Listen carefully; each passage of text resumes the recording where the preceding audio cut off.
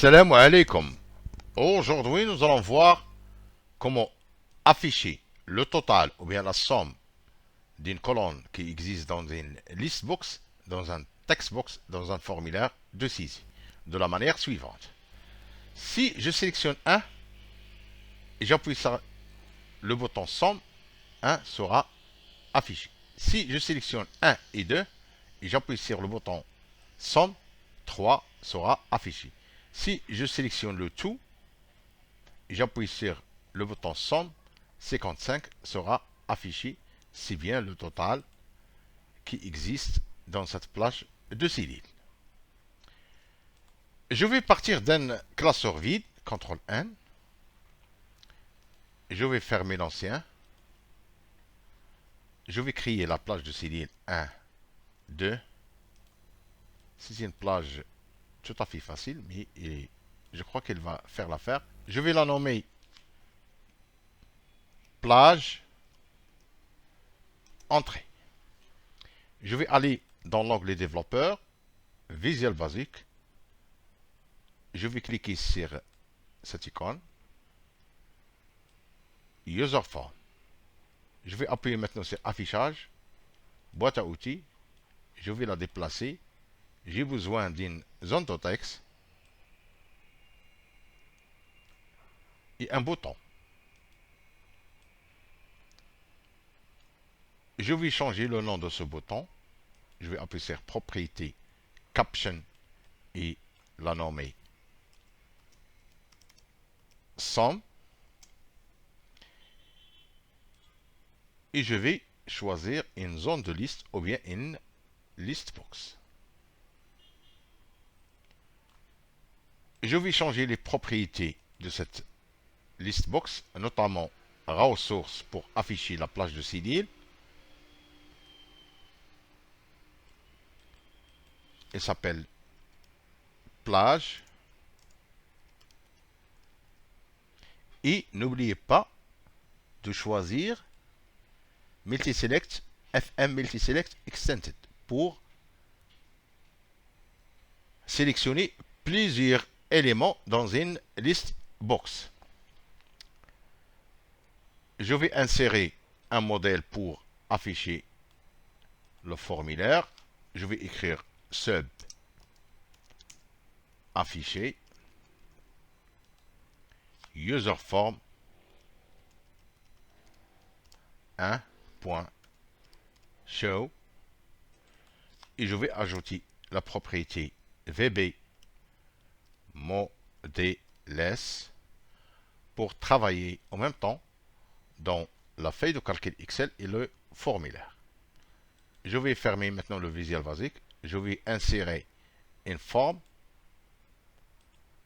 pour afficher le formulaire. Je vais choisir cette forme. Affecter une macro. Afficher. Maintenant, rien ne se passe. Même si j'appuie sur le bouton somme. Je vais retourner dans le Visual Basic. Affichage. User form.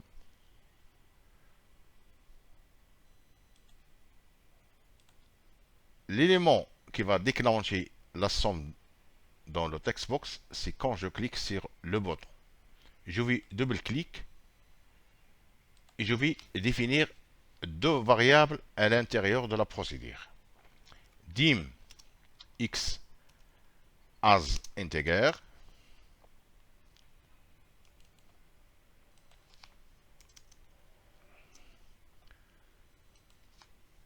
dim i as integer et je vais faire une boucle for i est égal à 0 parce que la list box démarre avec 0 to le nombre total des lignes qui existent dans une list box se traduit en anglais par mi list box 1 point list count moins 1 parce que la list box démarre avec 0 de i est égal à 0 jusqu'au le nombre total des lignes qui existent dans la list box. Maintenant, je vais faire une condition. if, ça veut dire si mi listbox 1 point selected i est égal à true, then si des éléments ou bien des lignes sélectionnées dans une listbox, alors quoi? Alors x, la variable que j'ai définie, est égale à mi listbox 1 point list i, la variable, virgule 0. Si des éléments sélectionnés dans la listbox, alors x est égal à x plutôt x plus mi listbox i 0. Je vais fermer la condition and if et fermer la boucle. Ou bien mettre next i. Et enfin, mi textbox 1 est égal à x, la variable que j'ai définie au préalable. Maintenant, je vais soigner le code.